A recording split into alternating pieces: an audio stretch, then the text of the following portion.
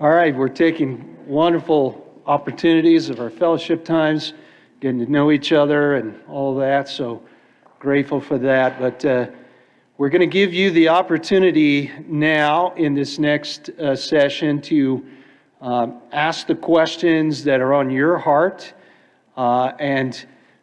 Really, the primary purpose is to make Tom stand up here just for hours on end. But we're going to ask Tom to come back up and stand up here. We have a roving microphone, and our talented student pastor there is going to get that to you. We are live streaming this, so if you have a question, just hold your hand up, and John will get that microphone to you so you can ask the question so everyone can hear it. And then Tom is going to respond to our questions. And I have about 50 questions prepared in advance, so if nobody has questions, no, I'm teasing. But I want to kind of get the ball rolling. I want to ask a two-part question, and then we'll ask Tom to come up here. And that's just to prime the pump, right? So I'd like, Tom, for you to address, because this is a conference that's dealing with navigating difficult times. So I'd like for you to share a little bit about how things were when you first went to Countryside, because I know there were some challenges in those early days that I think would really relate to a lot of us. So that's the first part of the question. The second part of the question is some of your current challenges that you have in regard to your wife and health and all of that. So if you could address those two things. Thank you.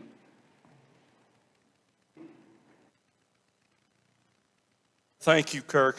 Yeah, no, I'm happy to address both of those things. And I think we all find similar experiences, right? I think some of this will resonate with you.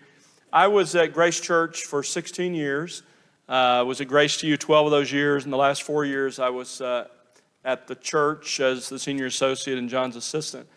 And then my wife and I began praying about church ministry. And in God's providence, we ended up at Countryside in Dallas in 2003. And when we were visiting the church and when we got there, we found there were really quality people like Rocky and others who were there.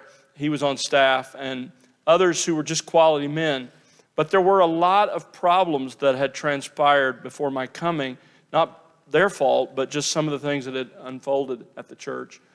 The previous pastor has been there for some 18 years, if I remember correctly, and ended up, there were a number of questions about his integrity, about whether or not he was telling the same thing to different people.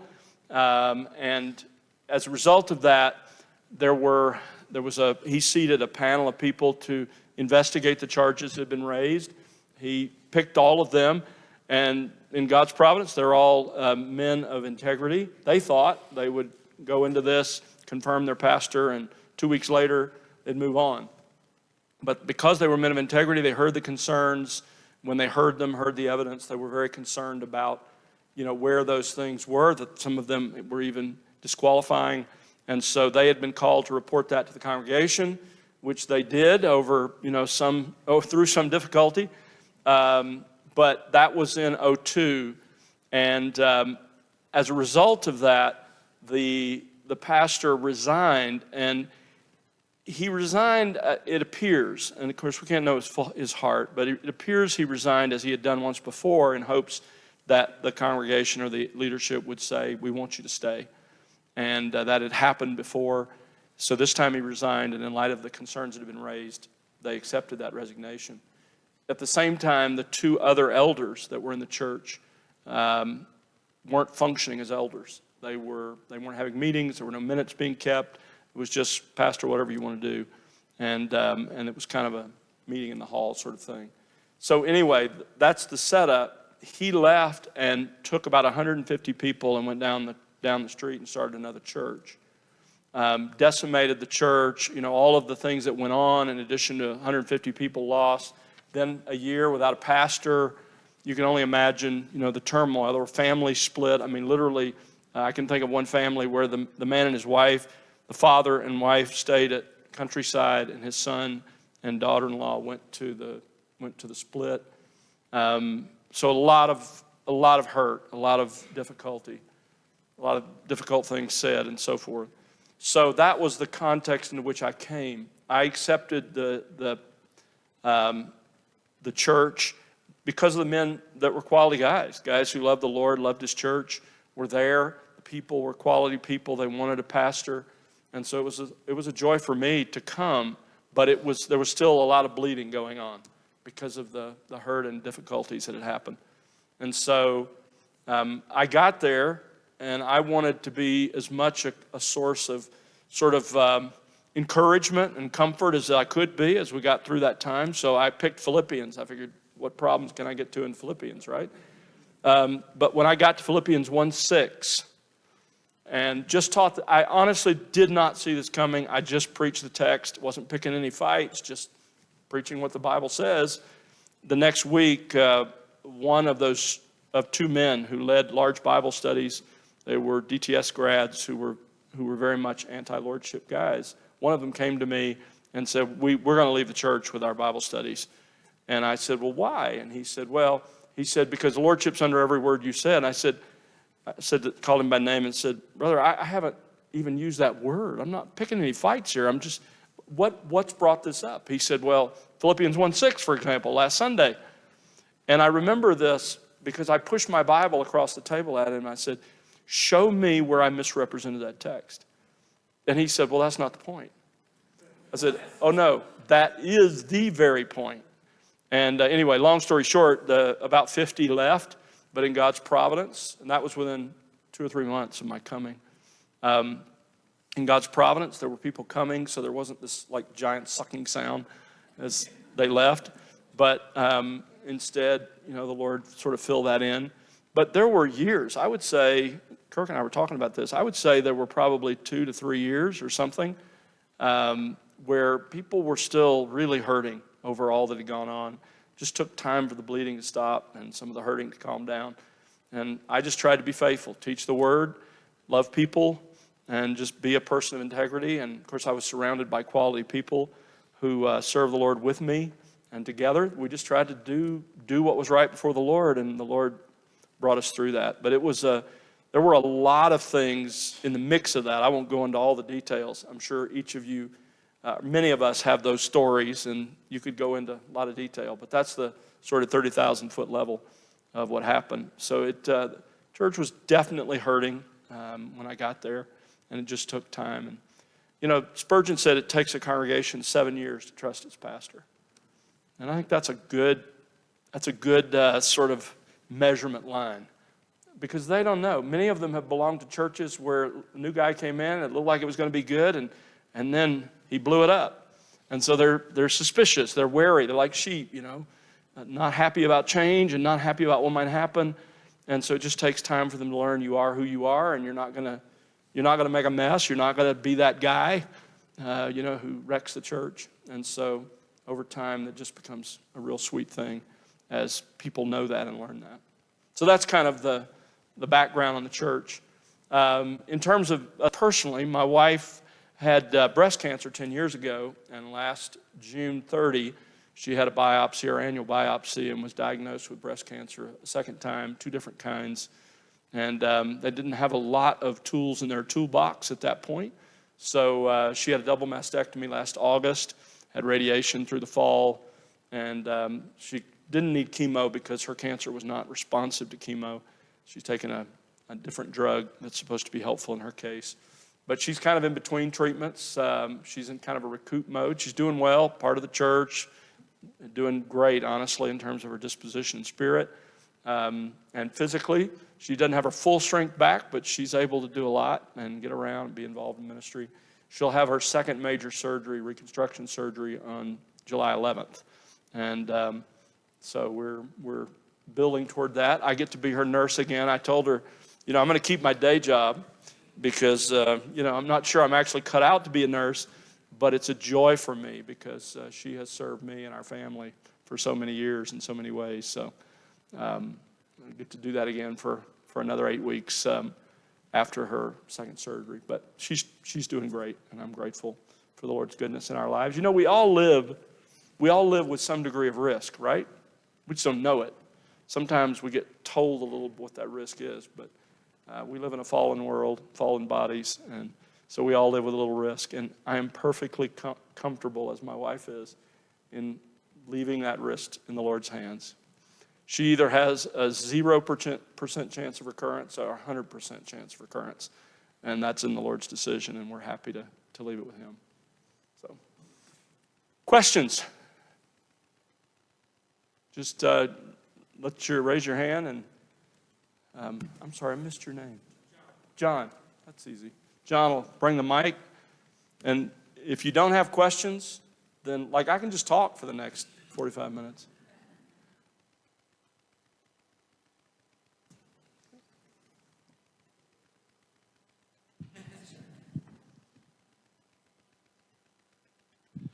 Thank you, by the way, Brother Tom, for the great messages, very encouraging. And one of the things that, just in talking to pastors around, churches are growing post-COVID, and with your church being a large church, how do you avoid getting burned out from doing the same thing sort of week after week after week? I mean, it's not all the same, but, you're preparing lessons, and you're cranking through, and you're teaching and preaching and counseling and discipling and praying and meeting and handling issues. Are there things that you personally do to keep yourself from getting burned out, going through the motions, that kind of thing? Yeah, I think that's the concept of burned out just means you reach a point where you feel that you're not able to carry on with your current responsibilities as they are. And I think at different times we can all get there. For me, I probably work too many hours a week. But the Lord has been gracious, and the elders have been gracious to give me the chance to do a lot of those from home. I study at home on Wednesdays. I study at home some on Saturday. I study at home some on Sunday. So put all that together, and I'm able to be at home a good bit with my wife. When my kids were young, they could run in my office and interrupt me to show me this cool thing that they'd done or discovered.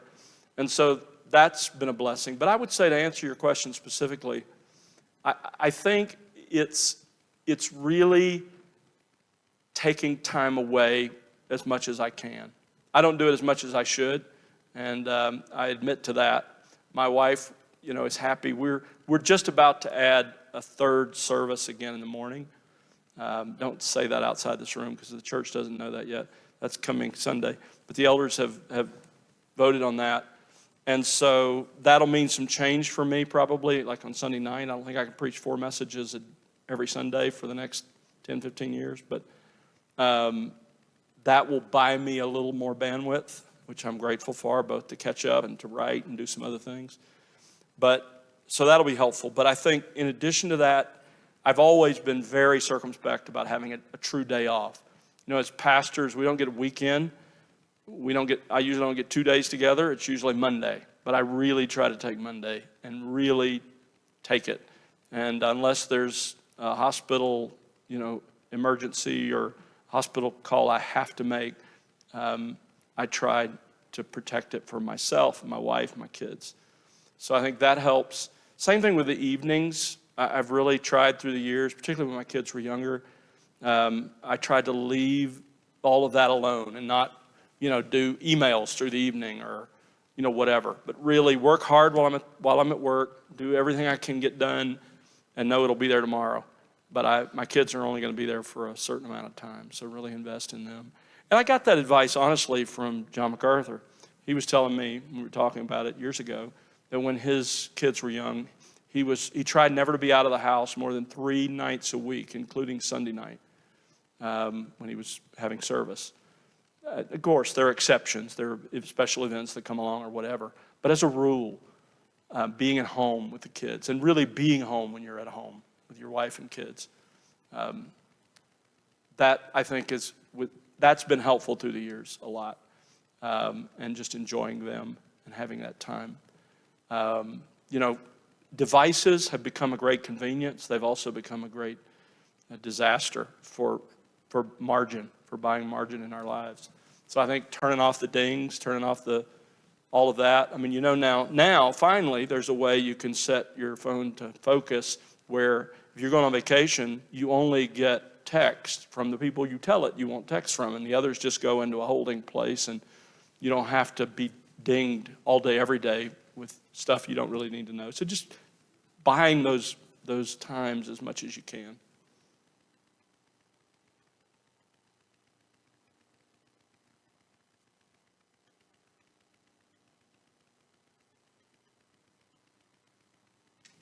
And by the way, let me add one more thing to that. I was thinking, is your question more on the practical side, just in terms of the daily decisions you make to try to alter your life. But I think for me, the other one is really spending that time daily with the Lord.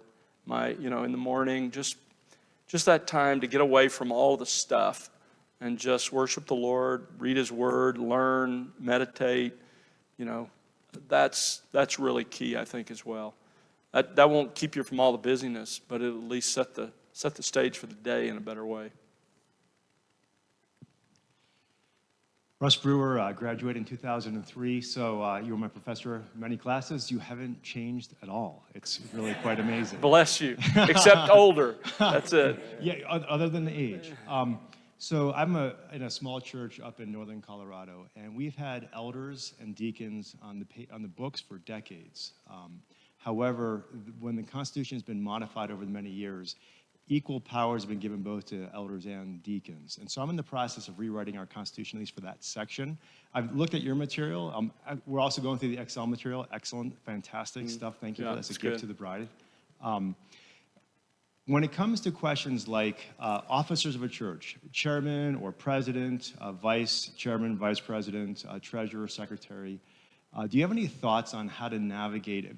Even if it's maybe not how your church is doing things, how to navigate who are the officers of a church? Are they always elders? What if you don't have, I don't have 4 elders to be the chair, these officers of the church? Right. And I'm just trying to navigate and trying to put in paper. And it's interesting, you can say it very easily when I'm talking to somebody. When I'm saying, okay, for Constitution, for something for decades to have an impact, it's definitely more complex. I just wanted to hear your thoughts and advice on that. Yeah, no, sure. It is hard to work that out. I mean, it is affected by the size of the church, the number of qualified people to draw on. So I think it sort of fits each context. But I would say big picture, it's not required that every office be held by an elder or necessarily a deacon, although usually it would be one or the other. It just depends on your constitution. I think it's wisest, if it's going to be an officer of the church, that it's someone who's at least spiritually qualified to serve in either of those roles.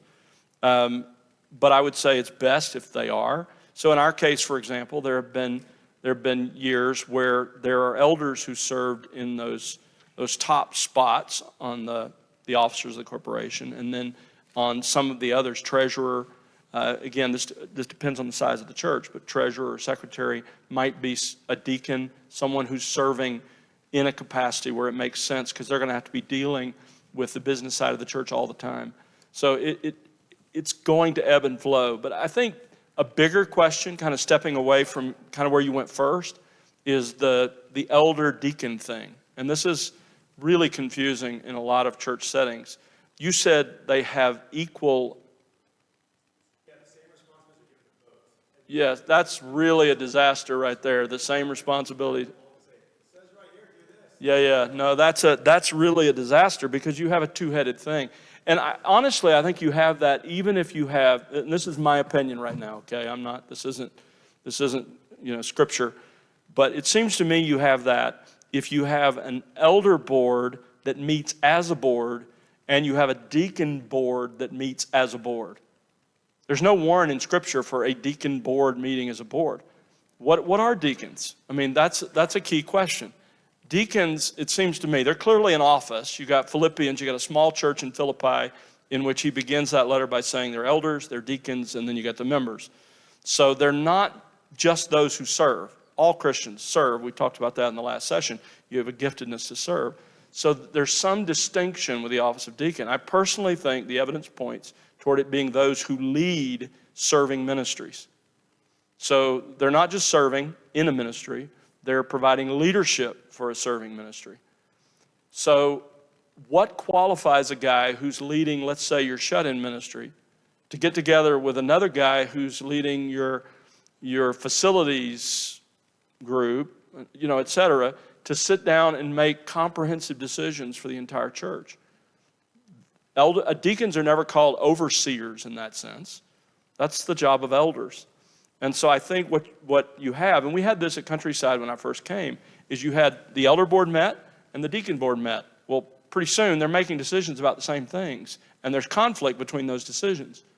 And so it just was a breeding ground for misunderstanding, for conflict, and even division. And so where we landed was the elders, they have the authority to oversee the church. In fact, biblically, Christ has delegated to all of the elders of a particular church the responsibility for that church. Not to one elder, not to a small group of elders, but to all of the elders of that church. They are the plurality in whom Christ has delegated authority for that church, or to whom.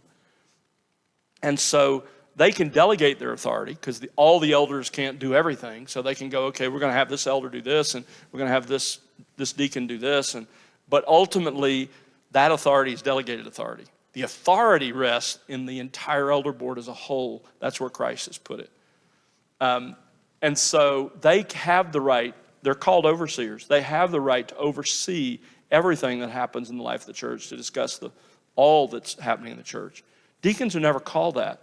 So biblically, deacons are overseeing specific serving ministries. And so what we did was, rather than have them meet as a board, we connected each deacon who was leading a serving ministry to an elder. They were responsible to report to an elder, and if they had problems, they asked for help from an elder, if whatever. So there was a direct reporting relationship from all the deacons to an elder.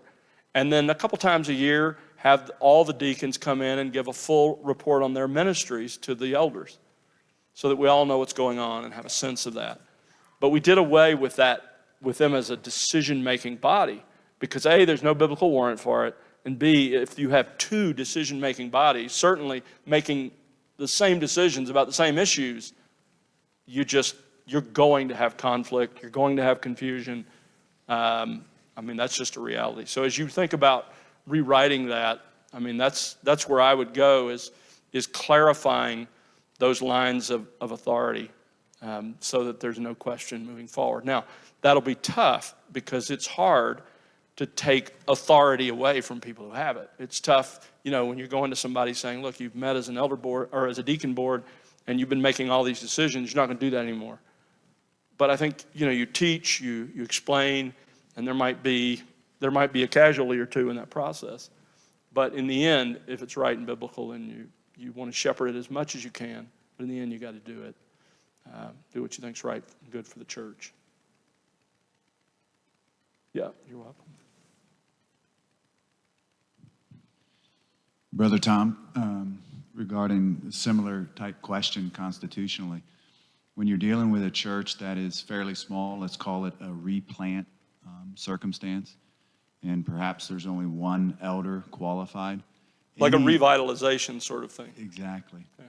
Any thoughts on council regarding how to establish a mindset within that small church that you wholeheartedly believe in a plurality of elders and you're working and building towards that, but in the interim and in the immediacy of the beginning stages, you're the only one. Mm-hmm. So any thoughts on how to develop that, but at the same time, perhaps maybe even seek counsel from others, while at the same time allowing them to understand that this is difficult to work with regarding, one elder that is building for the future. And right. I don't know if you've had any friends, or I don't know if you've been in that situation. Yeah, no, I have. Understand. I would say, it starts, and you understand this, but let me just say it so that it's all out there. It starts, obviously, with laying the biblical foundation with the entire church, so they understand what is a biblical ecclesiology. My first 4 weeks at Countryside back in 2003, I taught through Ephesians, the passage there in Ephesians 4. This is what a church is supposed to look like. This is Christ's plan for the church. So I think laying down a biblical model to say, this is where we're headed, this is what it's going to look like, so they know that's the goal. But then just being honest and saying, look, this takes time. It's going to take time to develop and to evaluate men as potential, to train and evaluate men as potential elders. And so I think you also alluded to another part of that, and that is that you can begin to rely on the plurality of wisdom even without relying on men as elders. You know, you don't promise these men that they're going to be elders. You just say, look, I just need some guys I can bounce some things off of while we're still building toward elders. I'm not making any commitments to you. I just need, if you're willing, I just need your help in this process where you can be available as there are difficult decisions that come up, and you can help me be a counselor and resource in that discussion. So sort of substance over form is what I'm talking about, where you're trying to at least have the concept of plurality. The concept of plurality is crucial because what it does is it provides collective wisdom. That's why, you know, you go back to the Old Testament, there were elders of families, there were elders of cities, there were elders of nations. You come to the New Testament, you have elders over churches. It's because our collective wisdom as elders is greater than our individual wisdom. And that means the church is going to work better. So it's where we need to be headed. So while we're heading there, you want to do as much as you can. Sometimes that might be borrowing brains from elders in other churches.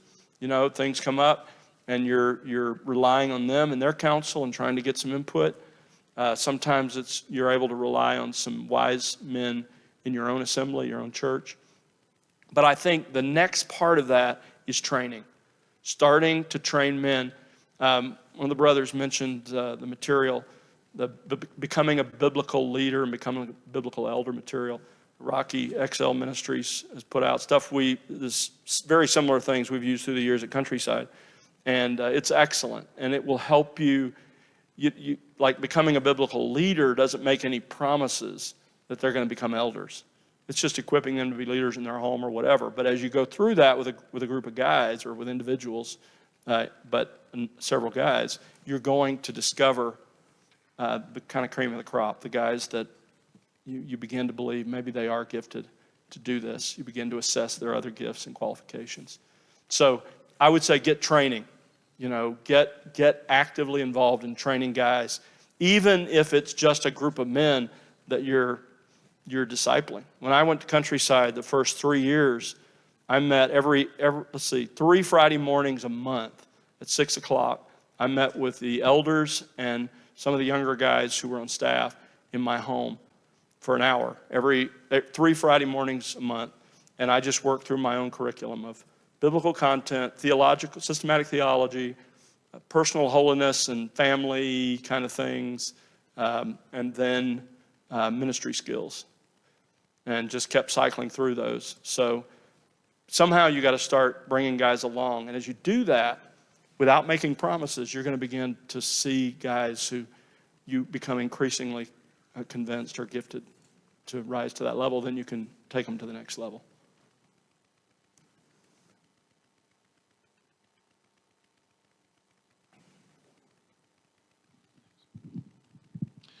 Whether you have a church of 50, 500, or 5,000, the number of elders that are serving those people is always going to be too few.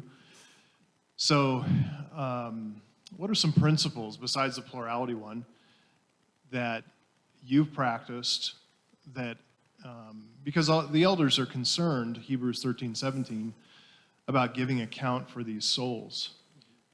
You can become very granular and, atomized in focus on individual souls, or you can make a mistake of becoming too broad, and then you don't know anything that's going on. So what are some principles that help us protect the margins? I think the word burnout was brought up, but to protect the elders' time and energy, Right. while at the same time being faithful to having to give an account of those souls. You understand the? I do understand, yeah, Travis. You know that struggle. It's perpetual.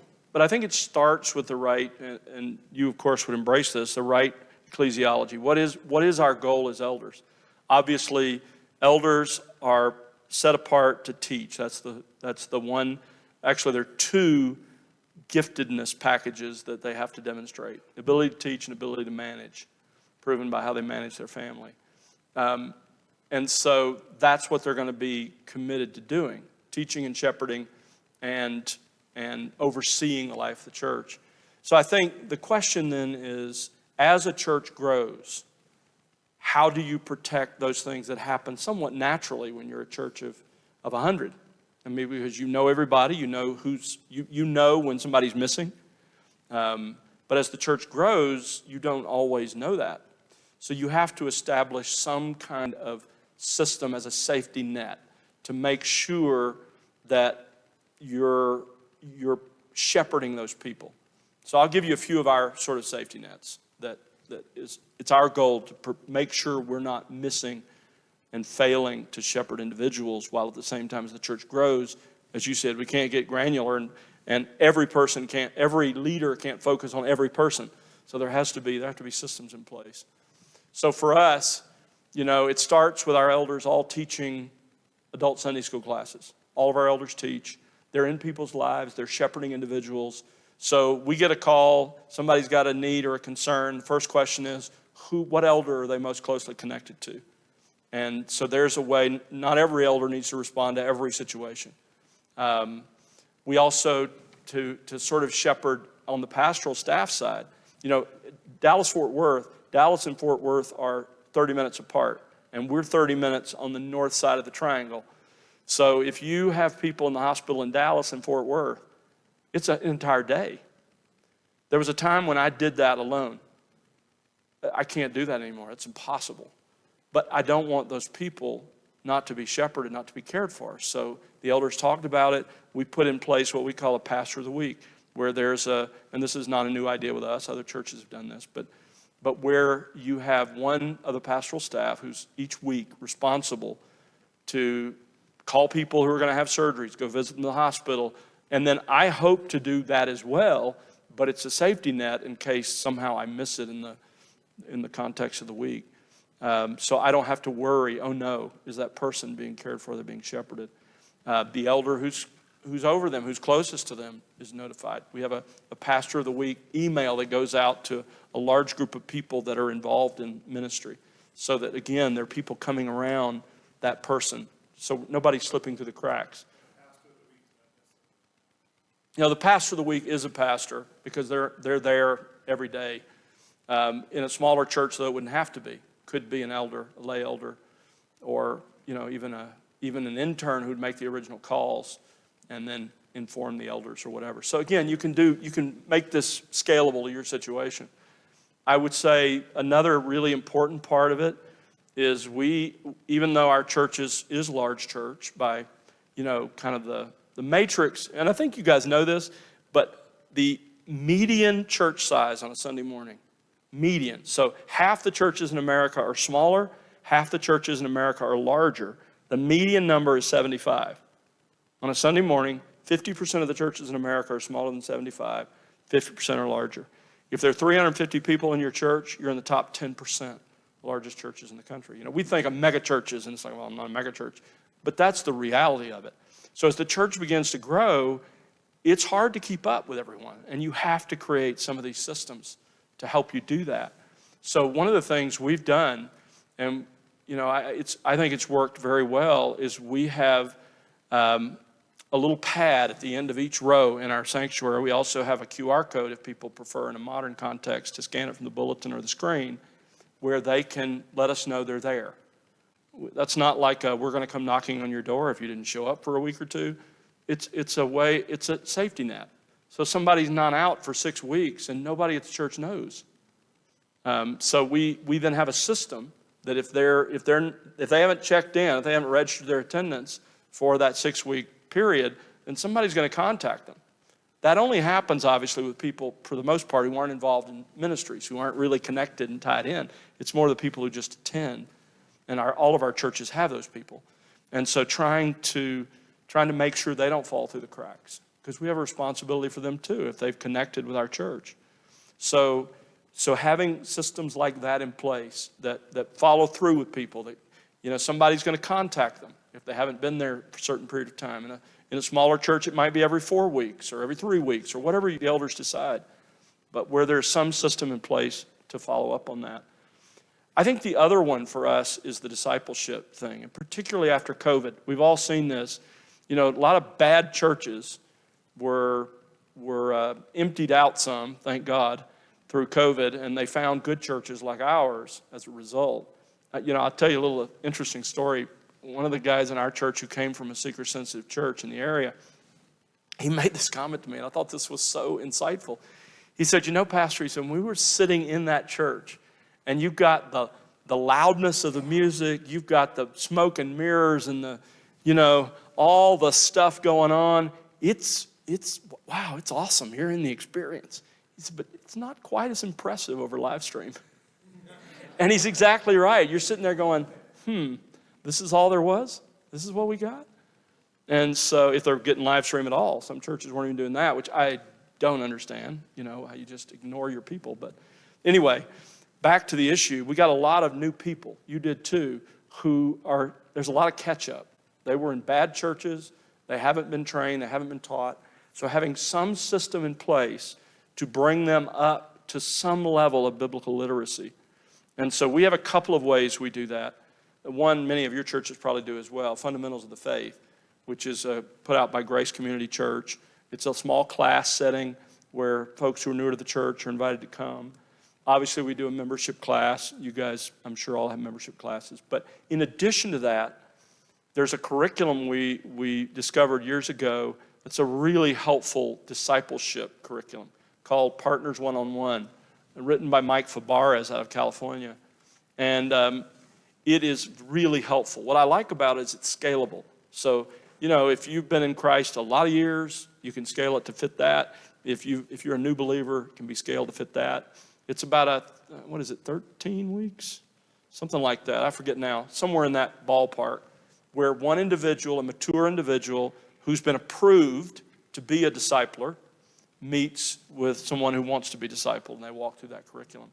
And what we've done now, I think some 800 people in our church have been through that curriculum. And so what we've done is, as people want to be involved in certain ministries, not just a serving ministry, but where there's influence involved, we're now making that a requirement. You first need to go through partners. What that gives us at least a baseline where we know they're clear on the gospel. We know a mature person in our church has walked with them through that time and has either approved them or not approved them to disciple others. And that's a big flag for us to help us know, where people are. So I think those sorts of systems become really important as the church grows, where you're doing all the things the church is called to do. Obviously, you're teaching, you're equipping and training men, you're caring for people and their needs, you're shepherding them, you're making sure nobody falls through the cracks. They just hadn't been there and you don't know it, and they just disappear, etc. So I think as many of those, and those are just a few, but that gives you an idea of thinking about what are we called to do and what systems can we put in place as the church grows to make sure we don't drop that ball. Yeah. Mike Fabarez, Fabarez, I think it is. Yeah, Mike's a dear brother. I think, this curriculum in particular is very helpful. You may find something else you like better, but I encourage you to at least look at it. It's definitely worth looking at. It's been really effective for us. By the way, let me just put in a little plug. If you decide to use it and you want to create a system that really shepherds it well and it's not just sort of willy-nilly and random, one of our elders, a very organized man, put together a system for using it. And he's documented it all and he's got it all available if you want it. His name's Terry Tyler. He's the chairman of our elders. Yeah, you can call and ask to talk with him. But he's put together a comprehensive system for using it where you're sure that people who ought to be discipling are discipling. And then you have a system to figure out if the ones they discipled ought to be or not. There are a lot of ways, a lot of things to be decided in that process, and he's put all that together beautifully. And it's been a huge blessing to our church because, again, with all these new people coming in, it's a blessing, but it's also a responsibility. Pastor Tom, thank you very much for ministering to us and bringing the word, just so that we could not only even now in this moment nourish our own souls, but then even when we leave here, we can come back and keep being reminded with the truth. Thank you for that. You're welcome. Thank you. On top of all the things that you just said, that that God has graciously allowed us to be able to be part in ministry as shepherds of his flock, there just seems to be an addition to those things, and that is, how do you navigate through all the news media feeds and political stuff that is going on all the time, and it just seems like there's no end. And so there's one camp that says, you should be, as a pastor, you're not faithful if you're not addressing those things, and if you're not involved with them, and if you're not doing, I'm like, how do you do that when you're having to do everything you just said? And then how do you do that? You try to do that during your preaching, try to do that, but then how do you keep up with that? What sources do you keep up with? Yeah. Which ones do you trust? Which ones you don't trust? And then at what point do we say, man, is that pulling me away from what I'm supposed to be doing? And so if you could shed some light in that, I really would appreciate that. Yeah, no, I hear your angst, and it's true. I mean, and I would just say this: give up thinking you're going to keep up. I mean, that's not going to happen. There's way too much going on. Now, that said, we need to see the sort of mega trends that are going on. You don't need to know every nuance and every day's news, and it's like watching the stock market every day. That'll drive you nuts. Just you need to see the big trends and deal with that. I see that the same way when it comes to the contemporary issues. And so you want to keep your ear to the ground. There are guys who do this all the time. You could read, a lot of guys read Mohler's blog, other resources like that, where you keep up with what's going on, big picture. But you don't do that every day. That doesn't change every day. You do that occasionally. You'll hear it from your people. If there's something going on, I know about it because somebody will come up to me after church and go, so Tom, what do you think about the this movement? And sometimes I'll say, well, here's what I think. Other times I'm saying, well, tell me about that movement. And then I'm going to go and research it and do my homework and catch up. So there are different ways you learn about it, but your major responsibility is not polemic. Your major responsibility is the positive edification of God's people.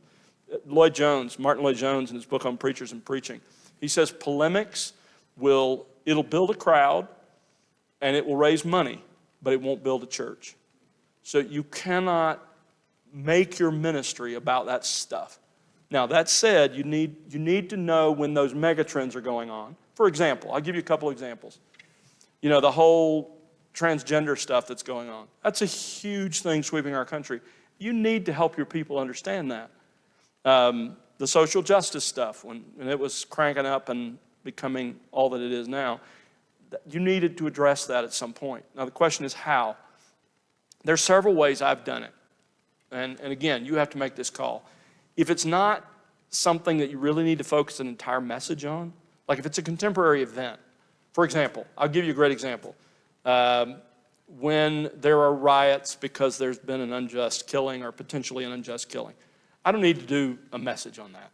But if everybody in the church is talking about it, I may take 5-7 minutes before my message and just say, let's think about this biblically. And I'll just comment on it from a biblical standpoint. And that's all I need to do. On other occasions, like the transgender thing, the social justice thing, I did a series, I think it was last summer, 2 summers ago, yeah. Lance is here because I'm terrible with time. So he's here for other reasons too, but he's very helpful on that front. 2 summers ago, I did a series called Trending versus Truth. There are a lot of things trending that aren't truth, so let's look at them.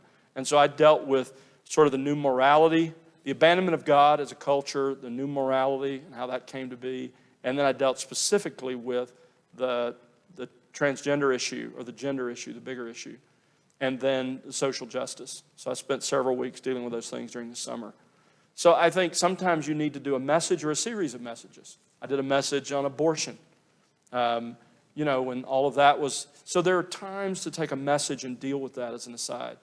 But you don't have to keep your ear to the ground every day. Stay away from social media. And I mean, honestly, that's just a time waste, because often they're talking about it's a tempest in a teapot, and eventually you're going to know about it one way or another. And if it's big enough, you're going to hear about it and you're going to need to address it. How you address it, so back to the primary ways, you can do it in a little 5-7 minute blurb before your message. Just say, let's think about this biblically. You can do a single message, or if it warrants it, you can do a short series that addresses that trend if it's a big enough trend. But that needs to be few and far between. Again, back to the big issue. We are there to teach the scriptures, to feed God's people. We're there to protect them, and so we need to address those issues that can harm them. But our primary task is to feed them. And so that's the thrust of our ministry. Oh, one other thing I should comment on, I didn't say, and that is you can also do as like part of an introduction. You can address a contemporary issue as part of an introduction to your sermon if it fits. Don't do it if it doesn't fit. That's kind of weird. You're preaching the love of Christ and you deal with transgenderism at the beginning of the message. But if it fits the flow and context, you're dealing with the pagan world in Ephesians 4, okay, great.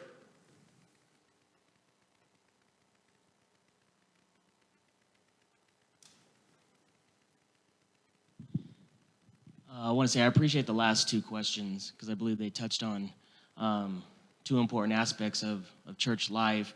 One involving the people and how do we address the individuals of the church, and the other kind of the broader spectrum of how do we understand the culture around us and whatnot. And then I appreciate your answers to those questions. Mine might fall a little bit in the middle, but somewhere along the same vein of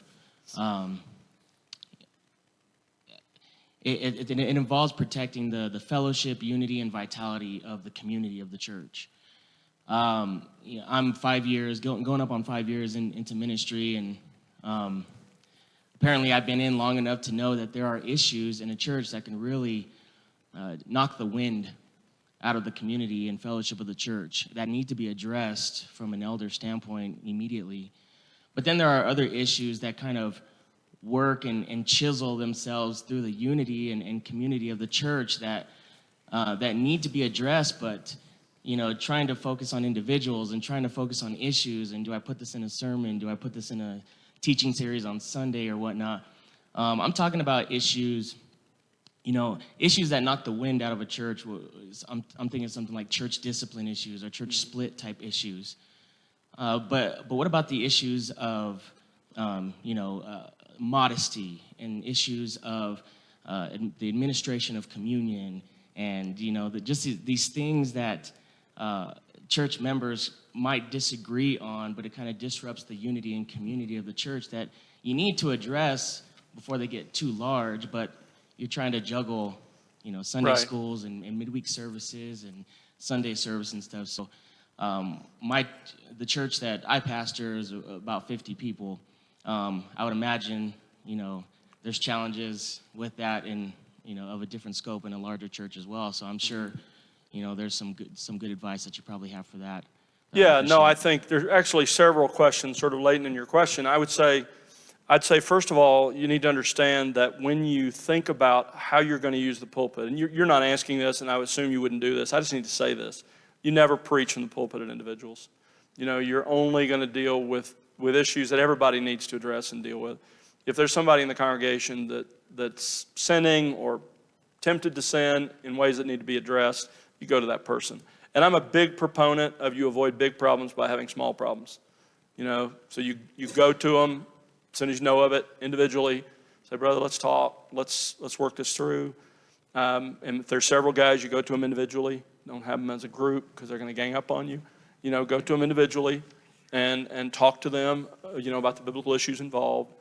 But I would say step back from that, and there are two basic issues you raised. Let's talk first about disagreement about issues that are clear in the Scripture. You mentioned church discipline. When it comes to that, what you need to do is if, most of the people in your church, if you have a newer, younger church, most of those people, they may never even heard of church discipline, much less have they ever seen it practiced. In fact, I did a little survey, and we have a distance location of the Master's Seminary on our campus, and I was teaching a class the other day, guys, And these are guys who are preparing for ministry. And I said, okay, I want you to raise your hand if you have ever seen church discipline practiced.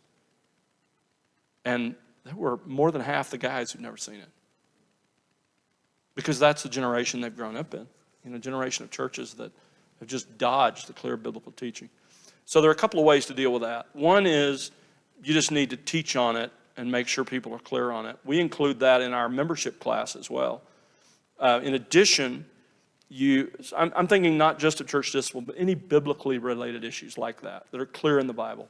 You need to teach to it. You need to make sure your new members are aware of it. And then if there's going to be a particular messy one, like we had one situation comes to my mind where a woman was claiming emotional abuse. For years she'd met with somebody. There was always ask, I'm sure you do too, always ask, do you feel threatened? Is there any, because of course we want to protect the wives. I mean, we're eager to do that. And I'd rather err on that side, right? And there was nothing, not a peep. No, there's none of that involved whatsoever, etc. And then all of a sudden, she read a book by a Christian author, a woman who said, that's a great reason to leave your husband. And so this came to the forefront.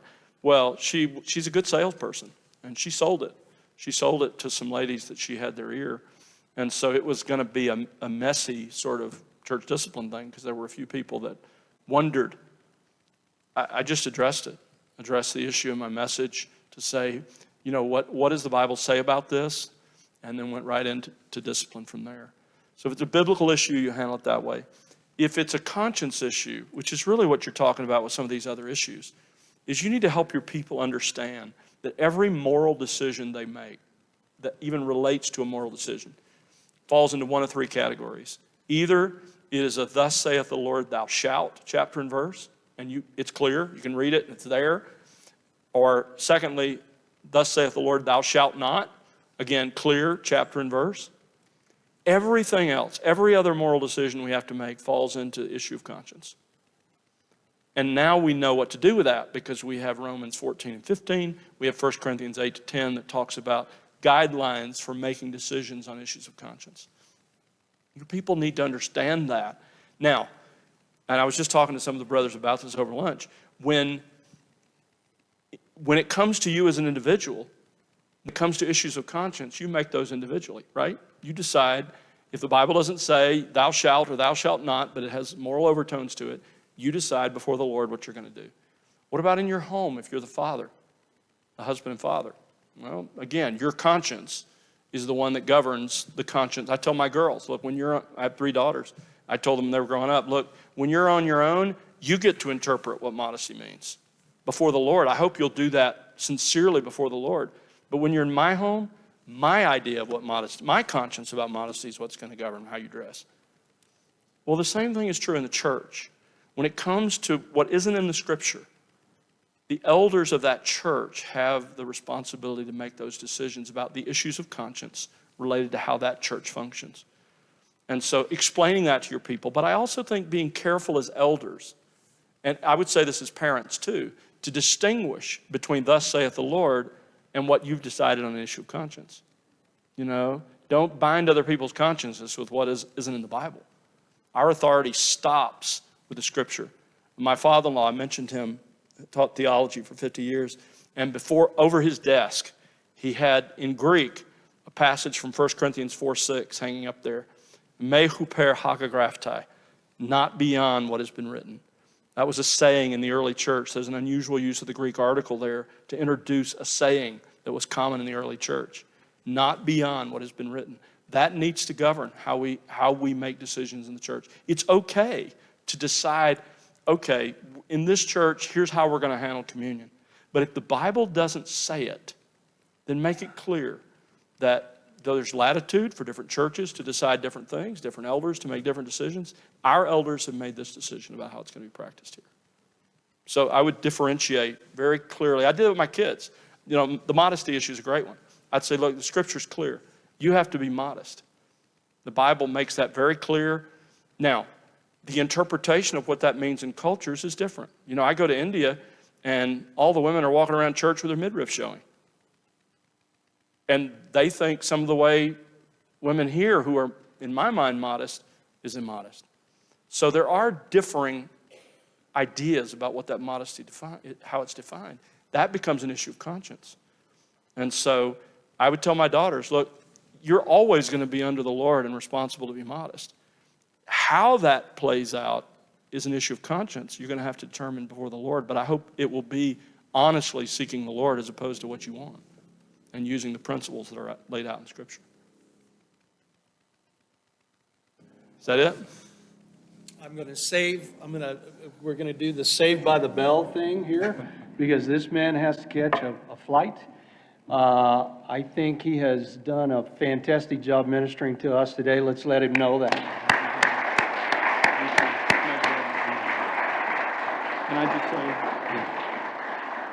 Can I just say, I really hate doing what I've done and then leaving. It feels a bit prima donna-ish, and I'm not. But thank you for your understanding. We do have a flight to catch, and got some things I need to do tomorrow back in Dallas. So thank you. I'm really disappointed you didn't get to my 50 questions that I wanted to ask today, but anyway, thank you guys for your questions and all of that.